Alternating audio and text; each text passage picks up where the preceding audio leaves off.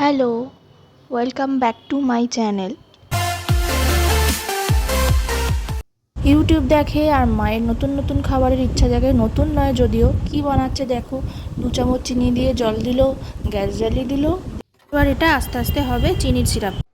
ওদিকে চিনির সিরাপটা বসিয়ে দেওয়া হয়েছে, হোক আস্তে আস্তে। তো এখানে ময়দা 2 চামচ নিয়ে নিয়েছে, আমুল দুধ, গুঁড়ো দুধ 2 চামচ নিয়ে নিয়েছে, আর 1 চামচ খাবার সোডাও নিয়ে নিয়েছে। এরপরে নিয়ে নিচ্ছে 1 চামচ ঘি।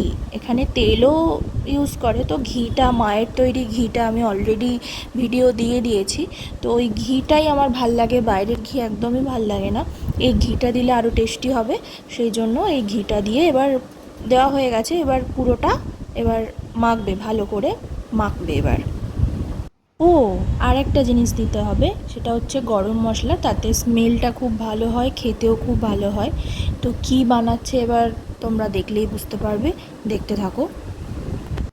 মাখা শুরু করে দিয়েছে, এইভাবে ভালো করে মেখে নিতে হবে। মাখা যত ভালো হবে ততই ওটা ভালো হবে দেখতে।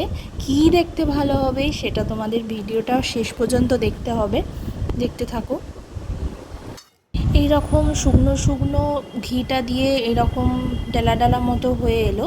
তো এরপর দুধ দিয়ে, যেরকমভাবে আটার ডো তৈরি করা হয় জল দিয়ে করি, তো এখানে দুধ দিয়ে করছে। তো দুধ দিয়ে ভালো করে ওই রকম আটার যেরকম ডো হয় ওই রকম তৈরি করে নেবে।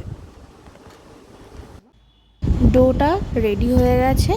এরপরে মা ওর থেকে লেচি কেটে নেবে, যেরকমভাবে আটার করা হয় এইভাবেই। তো দেখতেই পাচ্ছ তোমরা মা কি বানাতে চলেছে। ইউটিউব দেখে মায়ের ইচ্ছা জেগেছে যে গোলাপ জামুন খাবে, তো সেই জন্য এই রকম প্রসেসে মা শুরু করে দিয়েছে, ইউটিউব দেখেই করছে। তো আমাকে বললো যে ভিডিও করে দিতে, কিন্তু সেই সময় ছিলাম না, নিজেই করেছে। ওদিকে চিনির সিরাপ রেডি হয়ে গেছে। এবার এখানে কড়াতে তেল দিয়ে দিয়েছে, সাদা তেল ইউজ করেছে। তো এবার এই ডোগুলো ছেড়ে দেবে, ভাজবে লাল লাল করে, তারপর চিনির সিরাপে দেবে। তো এখন ওগুলো ভেজে নেবে।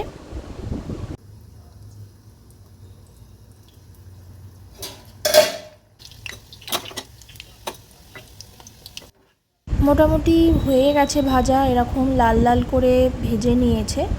এবার এটাকে চিনির সিরাপ যেটা বানানো হয়েছে সেটা মানে চিনির সিরাপে ওতে দিয়ে দেবে, তাতে রসটাও ঢুকবে ভেতরে আর মিষ্টিটাও ভেতরে ঢুকবে।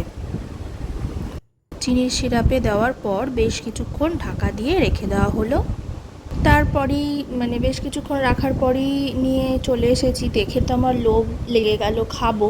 তো দেখে তো ভালোই লাগছে, খেতেও নিশ্চয়ই ভালোই হবে। তো একটা কেটে মা দেখাচ্ছে ভেতরটা কেমন হয়েছে। তো খাবার পর তো দারুণ লেগেছে। এমন লাগলো অবশ্যই জানিও কমেন্টে। দেখার জন্য থ্যাংক ইউ।